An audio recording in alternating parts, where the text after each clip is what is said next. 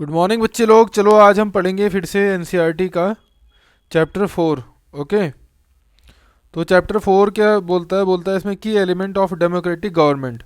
देखो, जो गवर्नमेंट होती है, हमने लास्ट टाइम पढ़ा था कि गवर्नमेंट दो तरीके की होती है, एक डेमोक्रेटिक होती है, एक मोनार्क होती है। मोनार्क में क्या रहता है कि जो मोनार्क रहता है ना, उसको पीपल के लिए, मतलब पीपल के सामने जो है उसको रिस्पॉन्सिबल नहीं होता है वो। लेकिन डेमोक्रेसी में क्या रहती है, जो गवर्नमेंट रहती है, government is responsible to the people. Monarch में ऐसा नहीं होता। तो अब हम देख लेते हैं ऐसे क्या क्या एलिमेंट्स हैं जो कि डेमोक्रेटिक गवर्नमेंट के होते हैं। देखो, सबसे पहले तो एक बेसिक पॉइंट जान लो डेमोक्रेसी का। डेमोक्रेसी का जो बेसिक रैक्स है ना, वो ये रहता है कि यहाँ पे हर, मतलब एवरी पर्सन, मैं एक बार लिख देता हूँ,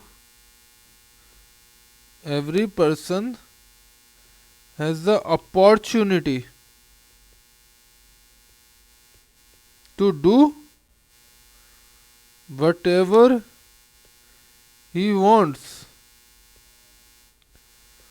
but it should not infringe the other person's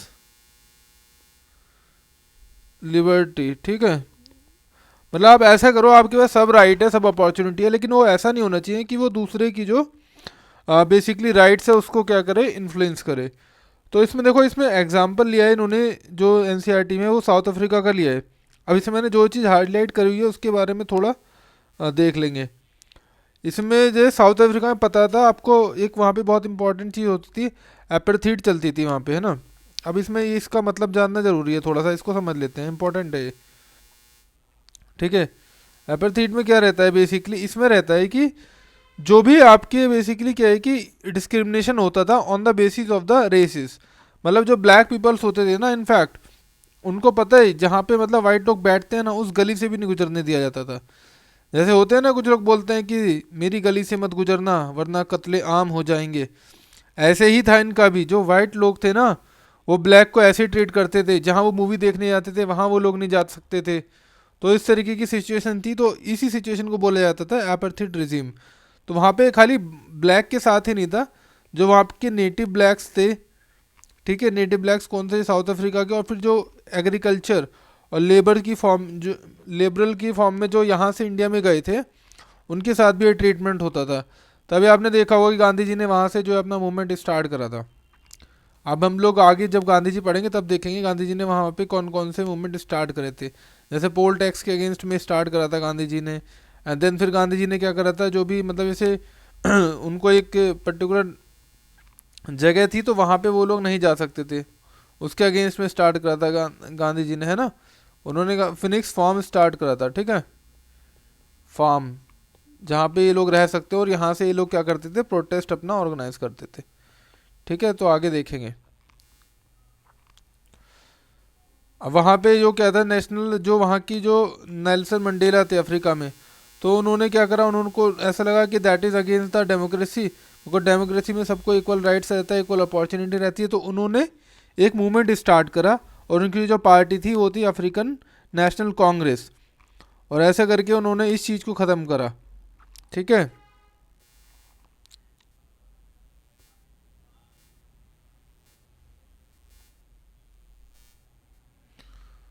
हाँ, अब आ जाते हैं हम लोग यहाँ पे। अब यहाँ पे जैसे एक सेकेंड, क्या हो रहा है ये।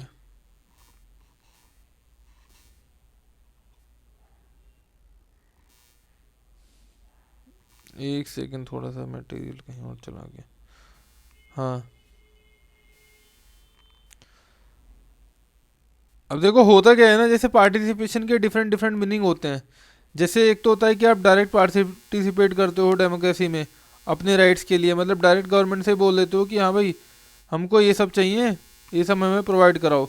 लेकिन ये छोटी कंट्री में तो फिजिबल है, जो स्मॉल कंट्रीज होती हैं। लेकिन बड़ी कंपनी में ये फिजिबल नहीं है। तो बड़ी कंपनी में हो तो क्या है, इनडायरेक्ट डेमोक्रेसी। इनडायरेक्ट डेमोक्रेसी क्या होती है, जिसमें हमारा हम कोई अपना रिप्रेजेंटेटिव चुनते हैं। तो वो क्या करता है, वो हमारे बिहाफ पे जो है ना डिसीजन लेता है। ठीक है,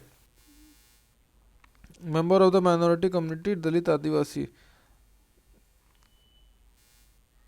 अब देखो इसमें क्या है कि डिस्प्यूट किस किस टाइप के होते हैं गवर्नमेंट में।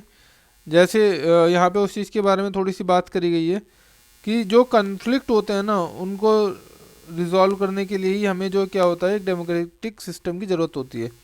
अब कॉन्फ्लिक्ट किस तरीके का हो सकता है, सपोज एक जो जैसे इसमें एग्जांपल दिया है कि जैसे इधर कर्नाटका है एंड इधर तमिलनाडु है। ये मैं इसलिए बता रहा हूँ कि इसमें दो डैम्स की बात करेगी जो इम्पोर्टेंट है, और यहाँ से कावेरी रिवर आ रही है। तो कावेरी रिवर क्या करती है, यहाँ पे जो डैम है कृष्णा सागर डैम है यहाँ पे कर्नाटका में, एंड यहाँ पे मित्तूर डैम है।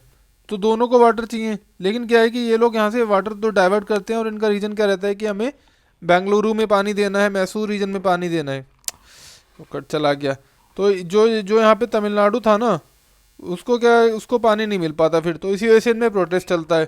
तो इसके लिए गवर्नमेंट ने क्या करा था ताकि एक प्रॉपर सॉल्यूशन निकाला जा सके। देखो डेमोक्रेसी में सॉल्यूशन निकलता है के बेसिस पे, इंस्टीट्यूशंस के बेसिस पे। तो एक कावेरी बोर्ड बनाया गया था जो कि हमारे कॉन्स्टिट्यूशन में प्रोविजन है उसी के बेसिस पे, ठीक है। तो उनसे क्या है कि इस इशू को रिजॉल्व हुआ, ये यहाँ पे दिया है, देखो ये लिखा हुआ है, ठीक है। तो मैं जो इम्पोर्टेंट है वो तो बता ही देता हूँ, तो उसमें इतना लोड लेने की ज़रूरत है नहीं। फिर इसमें थोड़ी बात करी गई है इक्वालिटी एंड जस्टिस की। उन्होंने बोला है कि जस्टिस प्रोवाइड कराने के लिए, जैसे एक इसमें एग्जांपल दिया है कि जो वुमेन है ना वो हिस्टोरिकली कैसी हैं, मतलब आप वुमेन आर हिस्टोरिकली क्या है सप्रेस्ड हैं, तो उनको क्या करा गया है इक्वल अपॉर्चुनिटी प्रोवाइड कराने के लिए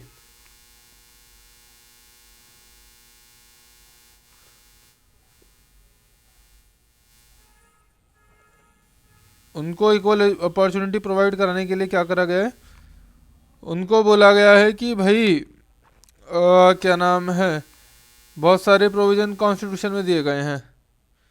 जैसे कौन कौन से प्रोविज़न है, जैसे हमारे एक वो दिया गया है कि राइट टू इक्वालिटी। तो उसमें बोला गया है कि आप मतलब किसी रेस के आधार पे या वो आप जेंडर के आधार पे डिस्क्रिमिनेशन नहीं कर सकते। तो इस तरीके की प्रोविज़न है, ये चीज़ है, ठीक है। Thank you.